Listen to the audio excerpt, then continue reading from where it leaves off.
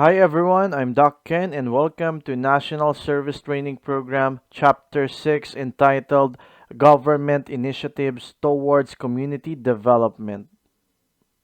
So, what are the learning outcomes for this chapter? One is to explain different policies and initiatives that were created by our government in order to solve environmental and social problems in our country and participate in solutions to address these problems for the betterment of the communities. So, may I present to you the 10 government initiatives towards community development? Just remember the acronym HELMIASCOM. H stands for Health Drug Education, E stands for Environment, L stands for Local Government Code, M stands for Magna Carta for Women, I stands for Indigenous People Rights Act, A stands for Antirape Law, S stands for Senior Citizen Act. C stands for Children Against Child Abuse. A stands for Antisexual Harassment Act. And M stands for Magna Carta for Disabled Persons. First, let's talk about Comprehensive Dangerous Drugs Act of 2002.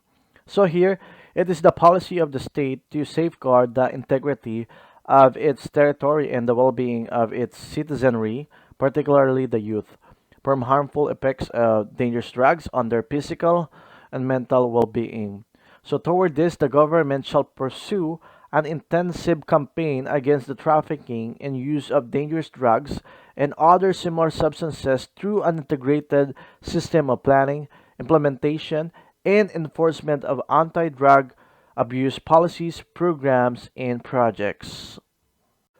The government shall, however, aim to achieve a balance in the National Drug Control Program so that people with legitimate medical needs are not prevented from being treated with adequate amounts of appropriate medication, which include the use of dangerous drugs.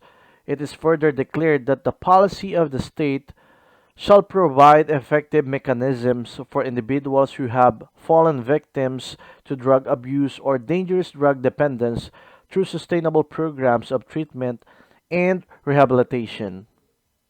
Next, let's talk about environment. Solid waste management is considered to be one of the most serious environmental issues in the Philippines.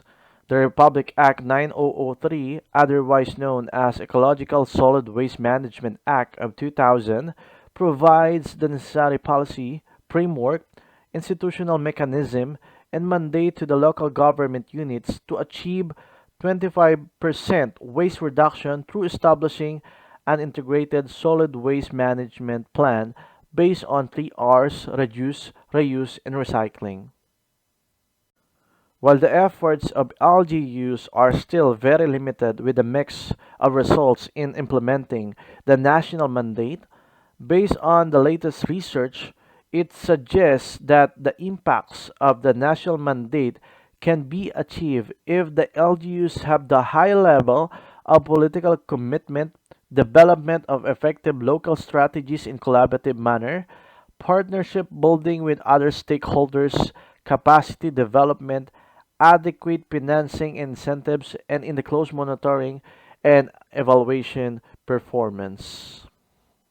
Next in line, Local Government Code of 1991. So here, it is hereby declared that the policy of the state, that the territorial and political subdivisions of the state shall enjoy genuine and meaningful local autonomy to enable them to attain their fullest development as self-reliant communities and make them more effective partners in the attainment of national goals.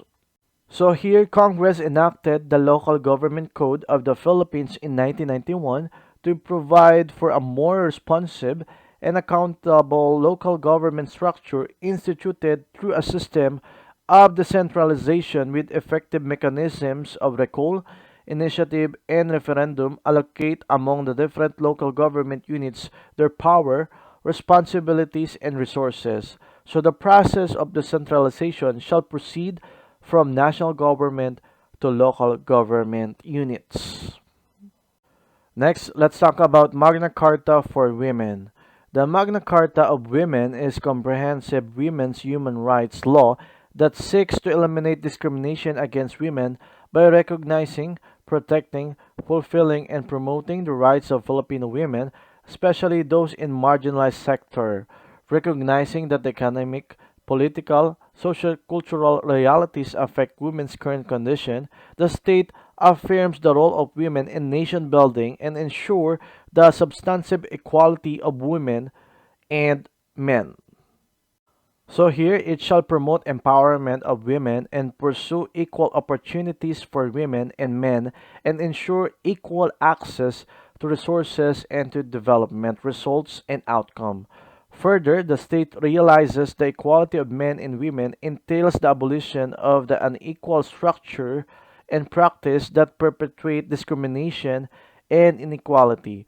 To realize this, the state shall endeavor to develop plans, policies, program, measures, and mechanisms to address discrimination and inequality in the economic, political, social, and cultural life of women and men. Next, Indigenous People Rights Act of 1997 or Republic Act number 8371 of 1997.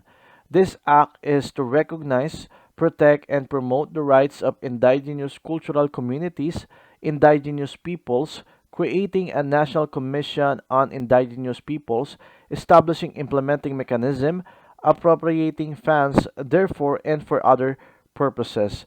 The state shall recognize and promote the rights of indigenous cultural communities or indigenous peoples within the framework of national unity and development.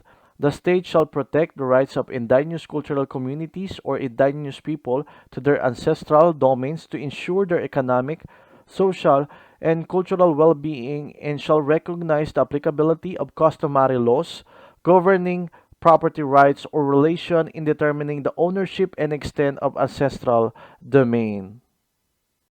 Let's now proceed to the Antirape Law.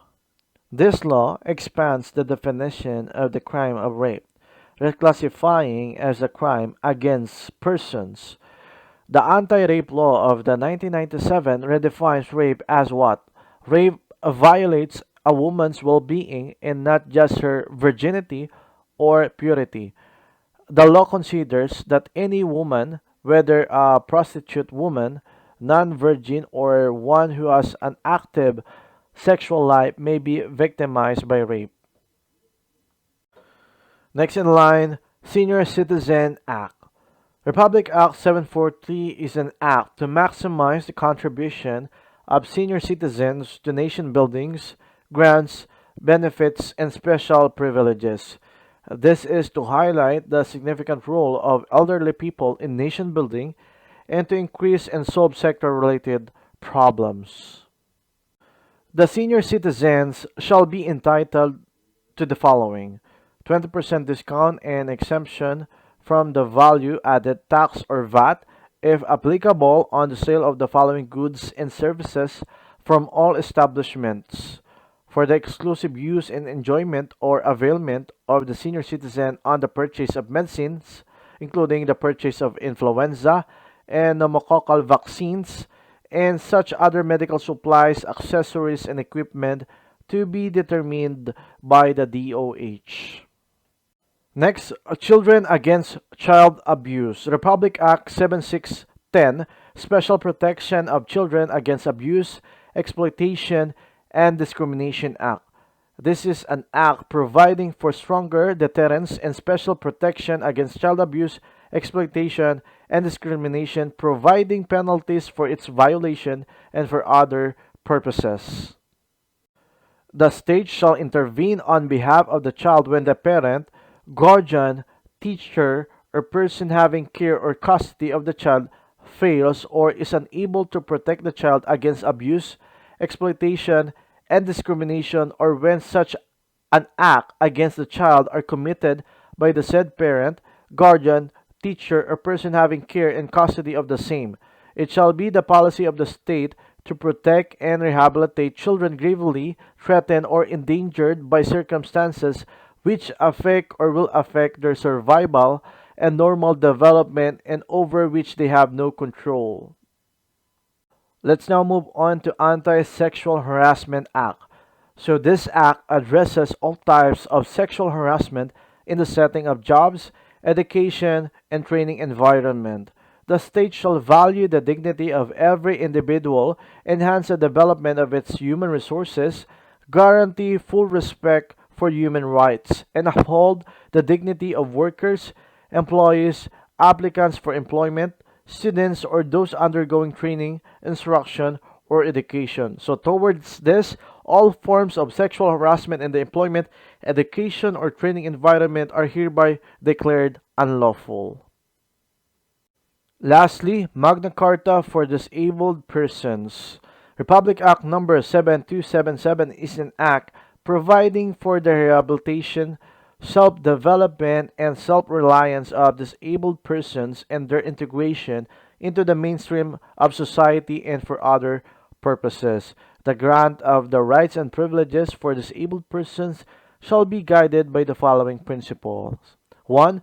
Disabled persons are part of the Philippine society. Thus, the state shall give full support to the improvement of total well-being of disabled persons and their integration into the mainstream of society. 2. Disabled persons have the same right as other people to take their proper place in society. 3. The rehabilitation of disabled persons shall be the concern of the government in order to foster their capacity to attain a more meaningful, productive, and satisfying life.